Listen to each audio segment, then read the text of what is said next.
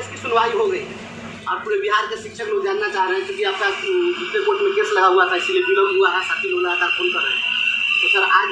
सुनवाई में क्या हुआ, सीधे हम अपने से नहीं बता करके चाहेंगे कि आप खुद थे उसमें। देखिए ऐसा है कि आज ब्रिजवासी जी मैं सबसे पहले बताऊं कि हम लोग की याचिका के पहले यानी कि 19 फरवरी को एक याचिका सूचीबद्ध हुई थी जो एक प्रमोद कुमार नामक यादव जो हैं उनके माध्यम से फाइल किया गया था और उस याचिका में जो जिस तरह का आदेश अपनी याचिका में था टैगिंग का, उसी तरह की प्रेयर उनमें भी थी और उसके खिलाफ याचिका आई थी। उस याचिका में माननीय सर्वोच्च न्यायालय ने कहा और यही जो जिस बेंच में आज अपने मामले की सुनवाई हुई इसे यही जज साहब उस मामले की भी सुनवाई किए थे और उन्होंने आदेश दिया कि 13 मार्च को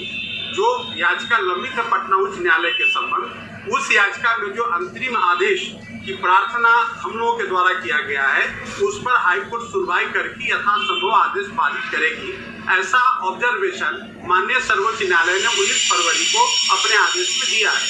आज जब अपने मामले की सुनवाई शुरू हुई तो अपने तरफ से जो सीनियर एडवोकेट रंजीत कुमार जी और विनय नावरे जी थे, इन दोनों आदमी ने ये कहा कि चूंकि 26 फरवरी से एग्जामिनेशन की शुरुआत हो गई है और ये 6 मार्च तक चलेगा, लिहाजा हम लोग इसका विरोध कर रहे हैं कि जो बिहार स्कूल एक्सक्लूसिव टीचर नियमावली 2023 बनाया गया है वह बिल्कुल असंवैधानिक है। तो माननीय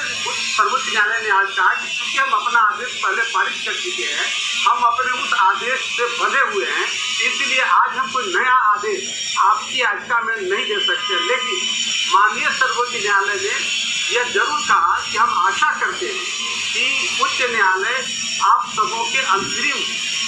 जो प्रेयर आदेश का जो प्रेयर है उस पर गंभीरता पूर्वक 13 तारीख को विचार करके अपना आदेश पारित करेगा। तो यह एक संतोष का विषय है कि आज अपनी याचिका के जाने से यह जरूर स्पष्ट हो गया है कि उच्च न्यायालय के ऊपर एक मनोवैज्ञानिक दबाव माननीय सर्वोच्च न्यायालय के आज के आदेश से बढ़ेगा और 13 मार्च को जो सुनवाई होगी उसमें आपके अंतरिम आदेश की जो प्रार्थना है उस पर हाईकोर्ट विचार करके आदेश पारित करेगा। ऐसा उम्मीद है कि 13 तारीख को इंटरिम कुछ न कुछ ऑर्डर पास करना होगा। बिल्कुल, आज जब हम लोगों ने कहा, खासकर नावरे जी ने कहा कि ऐसा न हो कि एग्जामिनेशन खत्म हो जाए और सरकार ये कहे कि चूंकि ये नहीं दिए तो इनका माना जाएगा कि इनका कोई विरोध नहीं है, तो ये इसको अंग्रेजी में वर्ड आता है मिसकंस्ट्रू। माननीय सर्वोच्च न्यायालय ने नावरे जी को कहा कि नहीं, जब 13 तारीख का ऑब्जर्वेशन हमारा है तो हम आशा करते हैं कि 13 तारीख को आपके अंतिम आदेश पर सुनवाई करके फैसला आएगा और जो पूरी याचिका है उसकी भी जल्द से जल्द सुनवाई होकर के आदेश देगा सर्वोच्च। तो आप अभी सुन रहे थे अपने विद्वान अधिवक्ता आदरणीय वरुण बाबू बता रहे थे कि क्या क्या हुआ कोर्ट में। मित्रों, आप सभी की जो उम्मीद थी उस उम्मीद के अनुकूल हम लोगों ने भारत सरकार के पूर्व सॉलिसिटर जनरल नहीं हम लोग तो रंजीत बाबू थे ना, जो भारत सरकार के सॉलिसिटर जनरल रहे हैं, हम लोगों ने रंजीत बाबू को रखा था, देश के जानने माने अधिवक्ता हैं, और नावरे साहब थे सीनियर एडवोकेट, उसके बाद में अजय बंसल साहब जो हरियाणा सरकार के एजी हैं वो भी थे, और वरुण बाबू थे। अपने हमने एक अच्छी टीम खड़ी करी कोर्ट के अंदर में, लेकिन चूंकि पूर्व में हमारे कोई साथी आकर के और उस समय में मुझे लगता है कि उसमें सीनियर कोई एडवोकेट क्लियर नहीं हुए थे, जिस कारण से हम लोगों को कुछ नहीं मिल सका लाभ, और कोर्ट उसी आदेश से अपने को बंधा हुआ बता करके और कहा कि चूंकि हम सेम केस में हम कुछ ऑर्डर पास कर चुके हुए हैं तो हम इससे अलग नहीं जा सकते हैं। लेकिन सरकार के एडवोकेट को कुछ डायरेक्शन वहाँ पर उन्होंने दिया। कोर्ट कहा है कोर्ट में कि आप जो है इसको 13 तारीख को जरूर देख लीजिए, इसको हर हाल में 13 तारीख को कुछ न कुछ इनके प्रेयर पर सुनवाई हो जानी चाहिए। चाहे जो भी हो, हम सुप्रीम कोर्ट में आए हैं और आपकी बात को मजबूती के साथ रखे हैं। बिहार सरकार यह न समझे कि हाँ हम जो चाहेंगे वही करेंगे। तो हम लोग के मामले में बिहार सरकार कैबिनेट की हुई थी, पहले ही से कैबिनेट पर सरकार करी थी। तो और यहाँ पर नाडकर्णी साहब एस हैं, सीनियर एडवोकेट नाडकर्णी साहब को जो है यहाँ पर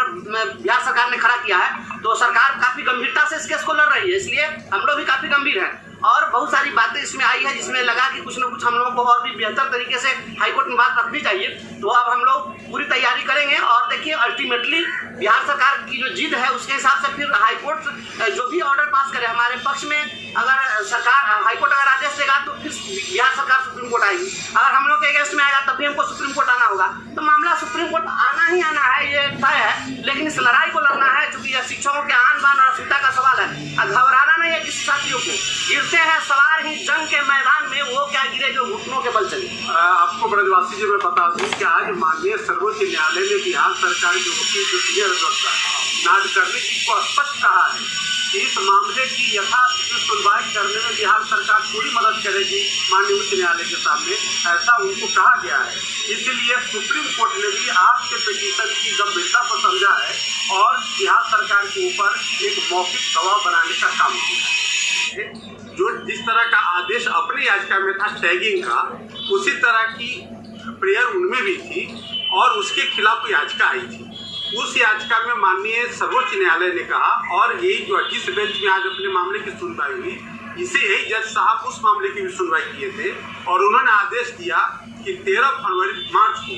जो याचिका लंबित है पटना उच्च न्यायालय के संबंध, उस याचिका में जो अंतरिम आदेश की प्रार्थना हम लोगों के द्वारा किया गया है उस पर हाईकोर्ट सुनवाई करके यथासंभव आदेश पारित करेगी। ऐसा ऑब्जर्वेशन माननीय सर्वोच्च न्यायालय ने 19 फरवरी को अपने आदेश में दिया है।